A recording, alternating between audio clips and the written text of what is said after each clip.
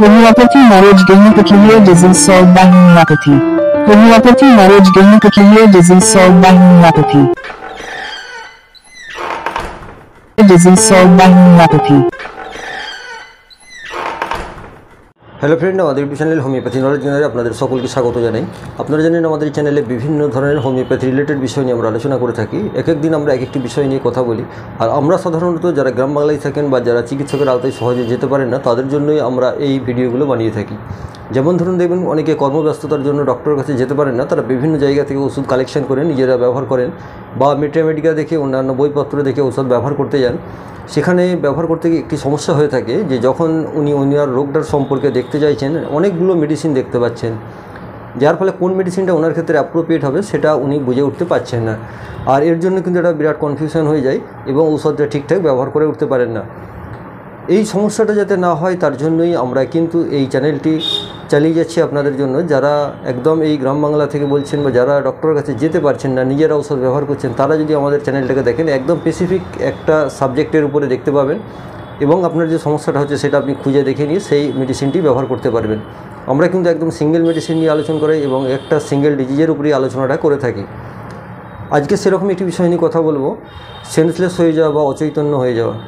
আপনার যদি আপনি যদি অচৈতন্য হয়ে যান বা সেন্সলেস হয়ে যান, বিভিন্ন কারণে বিভিন্ন সময়ে বিভিন্ন ক্যাটাগরিতে এর আগে আমাদের ভিডিও হয়েছে। আজকে যেটা বলবো সেটা হচ্ছে, আপনি যদি একদম খুব সামান্য সময়ের জন্য আপনি অচেতন হয়ে গেলেন। ধরুন আপনি বাসে ট্রেনে যাচ্ছেন, আপনার একটু বমি ভাব লাগছে, তার মধ্যেই দেখছেন শরীরটা কেমন কেমন হচ্ছে।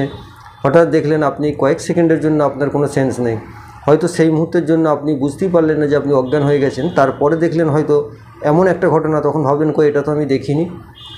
যেমন ধরুন, হয়তো আপনার পাশে কোনো একটা লোক দাঁড়িয়েছিল, আপনি হঠাৎ আপনার যখন কয়েক সেকেন্ডের জন্য আপনি অচেতন হয়ে গেলেন, তারপরে দেখছেন সেই লোকটা অনেকটা দূরে চলে গেছে।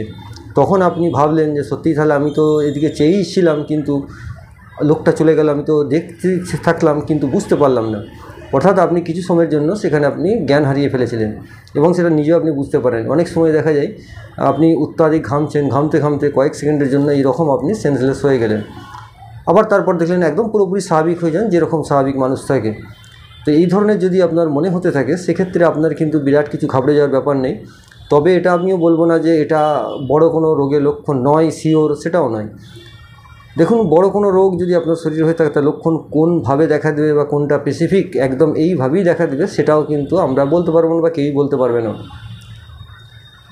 আমরা বলবো, আপনার যদি এই ধরনের হয়, প্রথমেই বড় ধরনের কোনো মেডিকেশানে যাওয়ার আগে আপনি প্রথমে হয়তো একদিন হয়তো এরকম হয়েছে, আপনি সঙ্গে সঙ্গে কী করবেন, কি সিটি স্ক্যান করবেন, আপনি বড় নিউরোলজিস্টকে দেখাবেন বা একজন ব্রেন ডাক্তারকে দেখাবেন। এগুলো প্রথমেই না করে আপনি অল্প ডোজে এই ঔষধটি ব্যবহার করে একবার দেখুন যে আপনি পুরোপুরি এটা কিওর হয়ে যাচ্ছে কিনা বা আর আপনার হচ্ছে কিনা।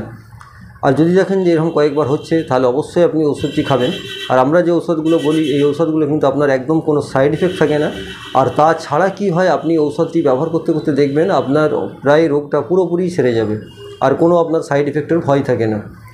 তো আপনার যদি এই ধরনের মনে হয় যে কয়েকটা সেকেন্ডের জন্য আপনি হঠাৎ পুরোপুরি অচৈতন্য হয়ে গেছেন, আপনার কোনো জ্ঞান ছিল না, পরে সেটা আপনি নিজেও বুঝতে পারলেন যে আমি কয়েক সেকেন্ডের জন্য অচৈতন্য হয়ে গেছি।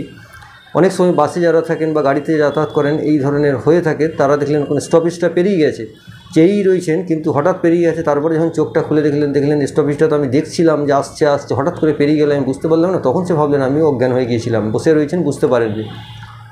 এইরকম হলে আপনি কি করবেন, একদম আমাদের যে কমন মেডিসিন আছে সেটা হচ্ছে নাক্সভোম 30। নাক্সভোম 30 দিনে 2 বার করে, আপনি দুপুরে এবং রাত্রে খাবার আগে নাক্সভোম 30 অন্তত 2 ফোঁটা করে দিন 4-5 খেয়ে নিন। দিনে 2 বার করে 2 ফোঁটা করে দুপুরে রাত্রে খাবার আগে আপনি অন্তত দিন 4-5 খেয়ে নিন। দেখবেন আপনার এই সমস্যাটা আশা করি পুরোপুরি মিটে যাবে। আর এরপরে যদি মনে হয় যে কোনো সমস্যা রয়ে গেছে, নেক্সট মেডিসিনের প্রয়োজন আছে, এর যে পরবর্তী ঔষধটি খেলে সেটা পুরোপুরি কিওর হয়ে যাবে, তার জন্য আপনি আমাদের সঙ্গে বিনামূল্যে পরামর্শ করতে পারেন। আর আমরা কিন্তু সবসময় বলে রাখি, আপনারা আপনাদের যিনি ফ্যামিলি ফিজিশিয়ান আছেন তার সঙ্গে অবশ্যই আলোচনা করে আপনারা ঔষধ ব্যবহার করবেন।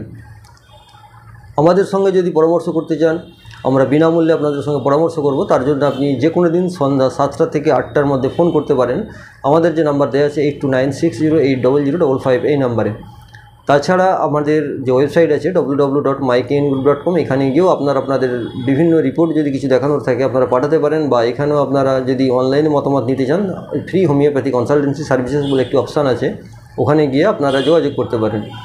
আর আপনাদের যদি কোনো বিষয় আমাদেরকে পরামর্শ দেওয়ার থাকে, কোনো আপনার নির্দিষ্ট বা আপনার ব্যক্তিগত কোনো সমস্যা সম্পর্কে অবশ্যই আমাদের ফোন করতে পারেন বা আমাদের কমেন্টস করতে পারেন। আমরা অবশ্যই কমেন্টসের অ্যান্সার দিয়ে থাকি।